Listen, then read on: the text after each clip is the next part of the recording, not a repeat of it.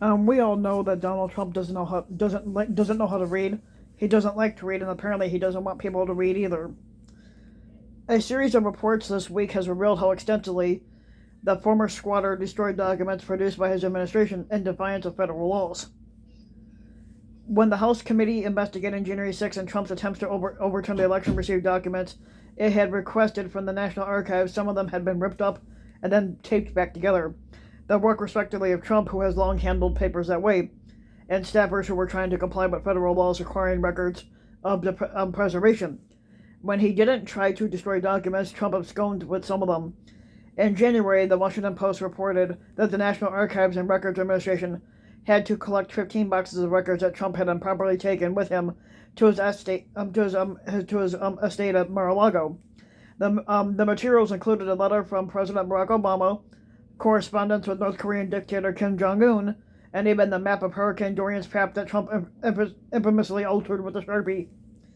The attempted map napping is both the most comic and perhaps least important detail in the report. The Presidential Records Act, passed after Watergate, requires that all documents from an administration be preserved and archived by the government to create a historical record and avoid any cover-ups. Compliance has sometimes been uneven, but it worsened under the last squatter, Trump. Trump's shredding of paper was far more widespread and indiscriminate than previously known, and despite multiple admonishments extended throughout his squattancy, the Post reported, and crews would come behind the squatter, sweep up the remains, and then try to reassemble them. Some of these documents could be essential to understanding a singularly corrupt and dangerous administration, whether by the congressional investigators today or historians in the future. The PRA, like many laws dealing with the executive branch, was not designed for any for one particular president or squatter, as lawless and shameless as Trump is. These laws were designed to deal with someone like Richard Nixon. Yes, Richard Nixon was a corrupt lawbreaker, but one who cared deeply about American institutions and his historical legacy. As a result, the statutes have weak or non-existent enforcement mechanisms because the framers assumed that shame or political pressure would take care of that. The Presidential Records Act is critical to our democracy, in which the government is held accountable by the people. Now, the Archivist of the United States said in a statement, "The problem is that the statute doesn't treat it as critical by instituting serious consequences for breaking it. The text doesn't lay out any enforcement, and when lawsuits have asked the courts to step in, judges have shied away from trying to micromanage the squatter's day-to-day compliance, as a federal judge put it back in 2020.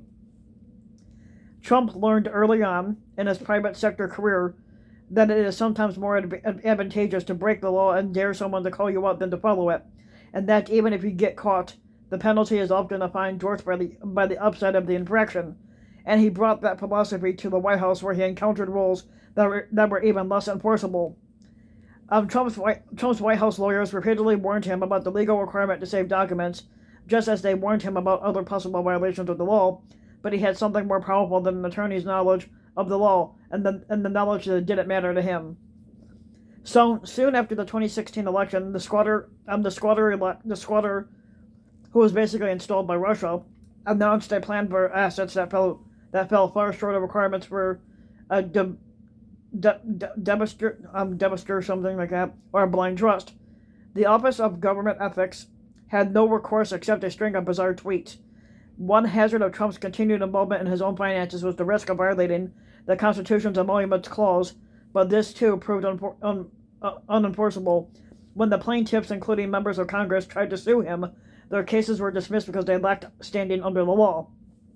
Now, Trump circumvented anti-nepotism rules against appointing family members to top administration positions by simply having the family members he appointed go unpaid. The salaries that advisors such as Jared Kushner and Ivanka and Trump's daughter-wife Ivanka forewent were small compared with their fortunes, and besides, the family was making money from the government in many other ways.